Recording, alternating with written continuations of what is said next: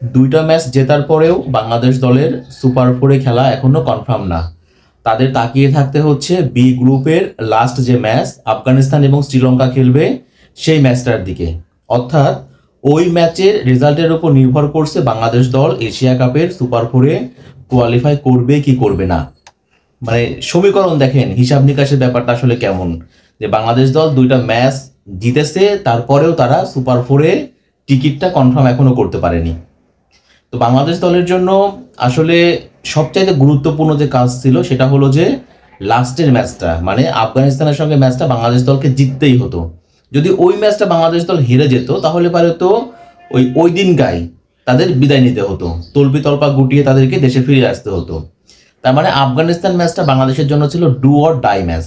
ওই ম্যাচটা বাংলাদেশ দল 8 রানে, অর্থাৎ তারা হচ্ছে প্রথমে ব্যাটিং করে 5 উইকেটে 154 রান করেছিল, আর রান তারায় আফগানিস্তান 146 রান করতে পেরেছিল। তো ম্যাচটা তারা হচ্ছে 8 রানে জয় পেয়েছিল।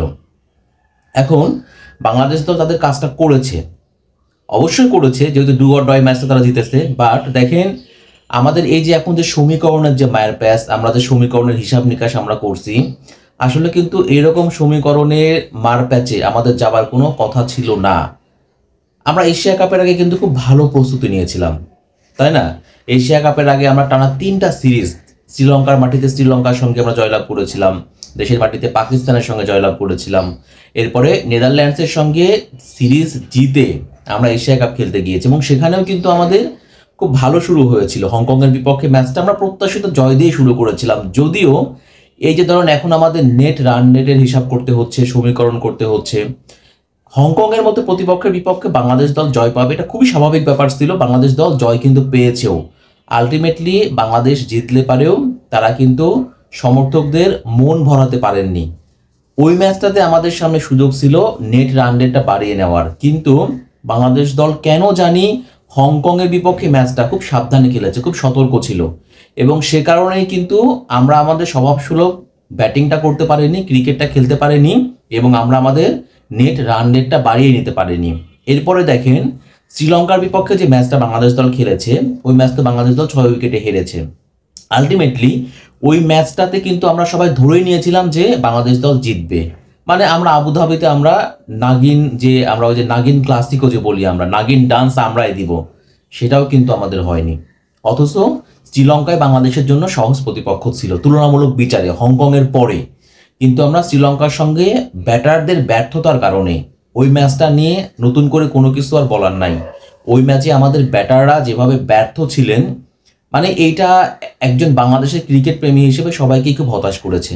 যদি আমরা শ্রীলঙ্কার বিপক্ষে ম্যাচটা আমরা জিততে পারতাম, তাহলে কিন্তু এই যে এখন যে ক্যালকুলেশনগুলো করতাম, ওই ক্যালকুলেশন করার কোনো প্রশ্নই আসতো না, কারণ শ্রীলঙ্কার পরে তো আমরা আফগানিস্তানের সঙ্গে ম্যাচটাও আমরা জয়লাভ করেছি। তার মানে দেখেন, গ্রুপ পর্বে 3টা ম্যাচ জিতেই বাংলাদেশ দল সুপার ফোরে কোয়ালিফাই করতো।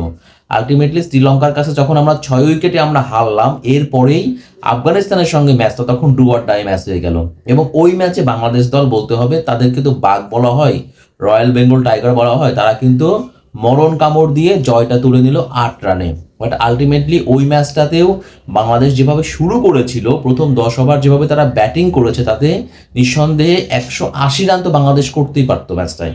বাট সেটা কিন্তু লাস্টের দিকে গিয়ে আমরা স্লো ব্যাটিং করার কারণে, জাকির, শামীম, তাহিদদের স্লো ব্যাটিং করার কারণে কিন্তু আমরা আসলে ওই 180 রান করতে পারিনি শেষ পর্যন্ত। আবার দেখেন, আমাদের কিন্তু ওইখানেও ব্যবধানটা বাড়িয়ে নেওয়ার সুযোগ ছিল, বাট আলটিমেটলি লাস্টের দিকে আফগানিস্তান পাওয়ার প্লেতে মাত্র 27 রান করেছিল 2 উইকেট হারিয়ে, সেই আফগানিস্তান 146 রান করেছে। তার মানে তারা কিন্তু লাস্টের দিকে গিয়ে ভালো ব্যাটিং করেছিল, এই জন্যই তারা ম্যাচটা ক্লোজ করে হেরেছে।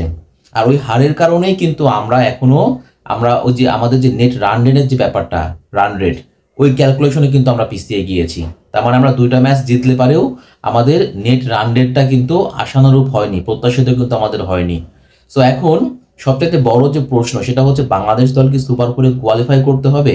এখানে এই প্রশ্নের খুবই সিম্পল একটা উত্তর আছে। বাংলাদেশ দল তখনই কোয়ালিফাই করতে পারবে যদি আফগানিস্তান শ্রীলঙ্কার বিপক্ষে ম্যাচটা শ্রীলঙ্কা জয় পায়, তাহলে আর কোনো ক্যালকুলেশন নাই। শ্রীলঙ্কা জিতলে পারেই বাংলাদেশ এবং শ্রীলঙ্কা তারা সুপার ফোরে কোয়ালিফাই করবে। আপনি যদি এখন বাংলাদেশের ক্রিকেট সমর্থক হন, আপনাকে একটাই প্রার্থনা করতে হবে যে শ্রীলঙ্কা এবং আফগানিস্তান ম্যাচে শ্রীলঙ্কা যেন জেতে। আর কোনো কথা নাই, আর কোনো সমীকরণ নাই। আমরা কোনো সমীকরণ বুঝি না। আমরা একটা জিনিসই বুঝি, শ্রীলঙ্কা আফগানিস্তান ম্যাচে শ্রীলঙ্কাকে জিততে হবে, এবং শ্রীলঙ্কা জিতলে পারে শ্রীলঙ্কার বাংলাদেশ দল তারা সুপার ফোরে কোয়ালিফাই করবে। এখানে আরও একটা বড় প্রশ্ন আছে। প্রশ্নটা হচ্ছে যে শ্রীলঙ্কার উপর কিন্তু অনেক কিছু নির্ভর করছে। মানে ধরেন আমি আফগানিস্তানের খেলাও দেখেছি, আমি শ্রীলঙ্কার খেলাও দেখেছি। দুই দলে যদি আমি খেলা বিশ্লেষণ করি, যদি আমি তুলনামূলক যদি আমি কম্পেয়ার করতে চাই, আমার কাছে মনে হয়েছে আফগানিস্তানের চাইতে শ্রীলঙ্কা অনেক এগিয়ে থাকবে এই ম্যাচটাই। কিন্তু দুই দলেরই সামর্থ্য আছে, আফগানিস্তানেরও যেমন সামর্থ্য আছে শ্রীলঙ্কাকে হারানোর, শ্রীলঙ্কারও সামর্থ্য আছে। বাট যদি আপনি এশিয়া কাপে তাদের খেলাটা দেখে থাকেন, তারপরে আপনি নিজেই বলবেন যে ওই 9-10 আফগানিস্তানের চাইতে শ্রীলঙ্কাকে আপনি এগিয়ে রাখবেন। এখন যদি এরকমটা হয় যে শ্রীলঙ্কা মনে করে তারা ম্যাচটা ইচ্ছা করে হেরে যাবে, এরকম তো হয়েই থাকে ক্রিকেটে, কিন্তু এরকম যে হয় না এটা বলার কিন্তু কোনো সুযোগ নাই। ওই জন্য আমি বললাম যে সব কিছু এখন শ্রীলঙ্কার উপর নির্ভর করছে। যদি শ্রীলঙ্কা মনে করে যে আমরা গ্রুপ পর্বের সেরা হয়ে আমরা সুপার ফোরে কোয়ালিফাই করব, আমরা টানা 3টা ম্যাচই আমরা জিতবো, তাহলে পরে ব্যাপারটা হবে অন্যরকম। আর যদি মনে করে যে তারা যে না আমরা বাংলাদেশকে বাদ দিয়ে দিব, আমরা আমাদের সঙ্গে আফগানিস্তানকে নিয়ে যাব, তাহলে পরে তো আপনারা বুঝতেই পারছেন। সো এই জন্যই বললাম যে অবশ্যই এখানে হিসাব নিকাশ সমীকরণ আছে।